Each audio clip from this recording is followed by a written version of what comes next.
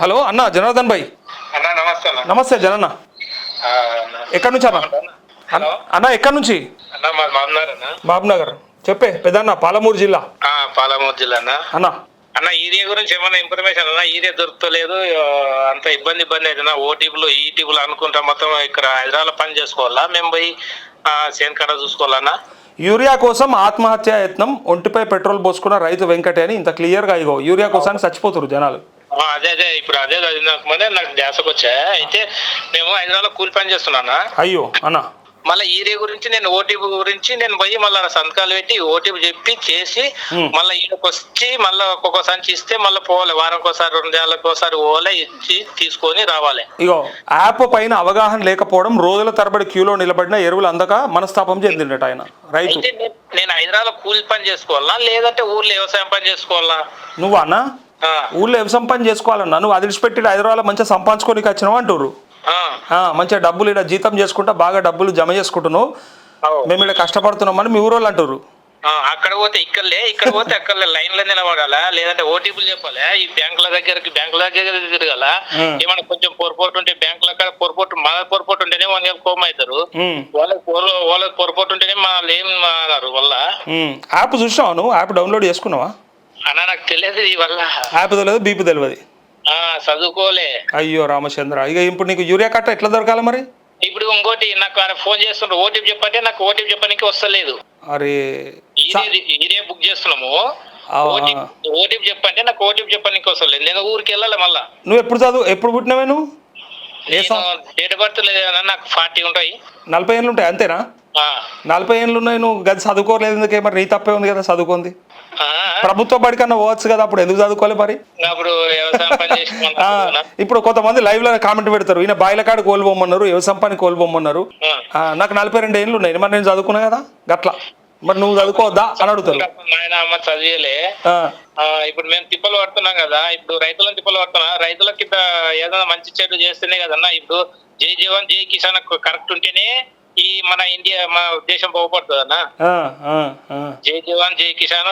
ఇంకొకటి ఈ ప్రభుత్వం ఏం చేయాలి, జై జవాన్ జై కిసాన్ ఫస్ట్ ఈ 2 ప్రిఫరెన్స్ చేయాలి. ఒకటి విద్య వైద్య, ఈ 4 నాకు నేనైతే ఏళ్ళు ముద్ర చెప్తున్నాను నేను చక్కగా. అయితే అందరు చదువుకుంటే కూడా మరి వ్యవసాయం చేసే లోలు అని అడుగుతారు కాబట్టి రైతులు అనేటోళ్ళు ఉంటేనే జై జవాన్ జై కిసాన్ అని అంటున్నా నేను ఫస్ట్ ప్రిఫరెన్స్. ఇంకొకటి విద్య వైద్యం ఒకటి కరెక్ట్ చూస్తే చాలు. ఈ ఆఫర్లు ఇవి ఏమేమో సబ్సిడీలు పెడుతుంటారు, ఇవి పెడతాం అని ఉత్త బూట్కమే ఓనియాలు తిన్నికనే కానీ ఏం లేదన్నా. ఇంకొకటి ఇప్పుడు ఇది కదా అది కదా అని అంటారు కానీ ఈయనకి తక్కువ చేస్తాం అని తక్కువ చేస్తాం.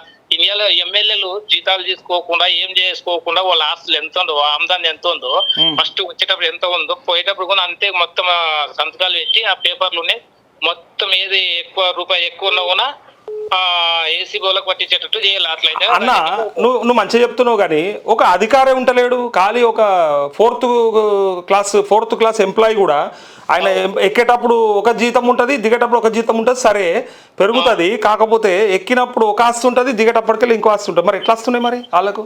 అట్లాంటిది అట్లాంటిది నేను అధికారులే అంత చేస్తున్నారు, దేశాన్ని దోచుకుంటున్నారు. ఇక ఈ ప్రజాప్రతినిధులకు వచ్చింది అలా కళ్ళ ముందరనే ఉంటుంది, వాళ్ళే సంతకం పెట్టానే, వాళ్ళు ఓకే అంటేనే ఫైల్ మూవ్ అయ్యేటి.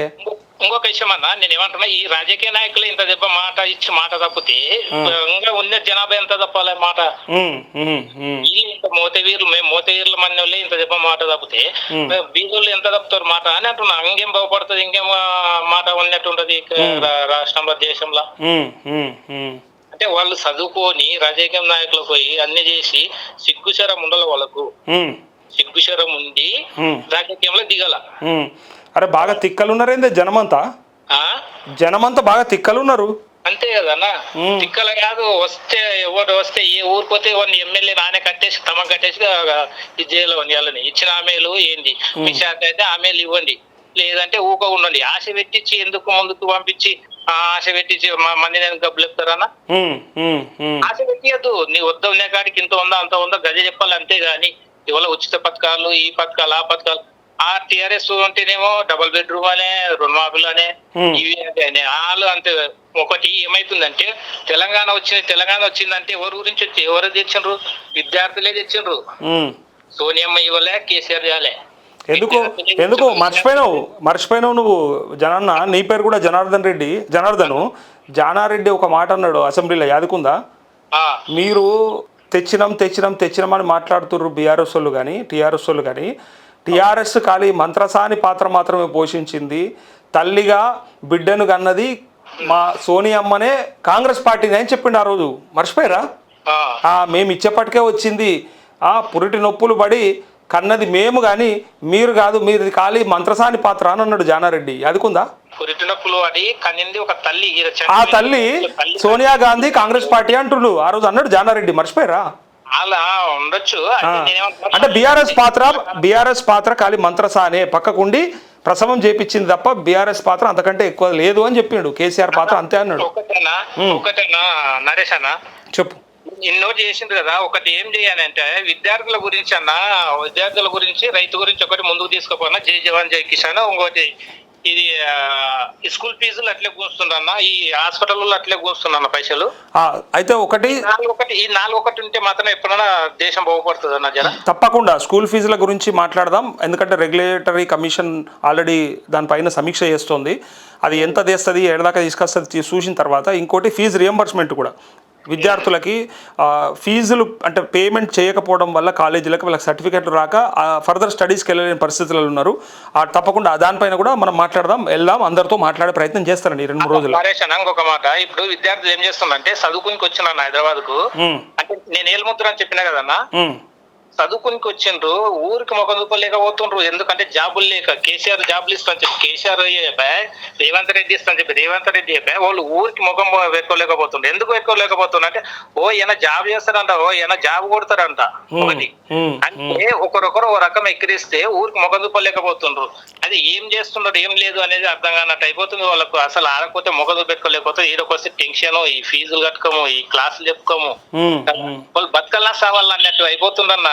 ఈ ఫస్ట్ జాబులు ఏమన్నా, జాబులు వేస్తే వాడు ఏదైనా చేయని ఉన్నోళ్ళు ఎప్పుడు బతుకుతారు. కానీ వాళ్ళది 2 లక్షల జాబులు అనే 2 లక్షల జాబులు వేస్తే వాళ్ళ ఆశ వాళ్ళకు ఉంటది కదన్న. ఎంత మంది ఎంత తిప్పలు పడుతుంది తెలుసా, తల్లిదండ్రులు నిడిచిపెట్టి వచ్చి, పిల్లల్ని నిడిచిపెట్టి వచ్చి, వాళ్ళ తల్లిదండ్రి ఊరికాడ పామనక పుట్టనక పురుగనక వ్యవసాయం చేసి పైసలు పంపిస్తుంటే వాళ్ళు ఎంత తిప్పలు పడితే వాళ్ళకి ఎంత ఇదైతుంది. ఇన్ని సంవత్సరాలు కొద్ది ఇంకేం చదువుతారు అంటే వాళ్ళకే రిస్క్ వచ్చి.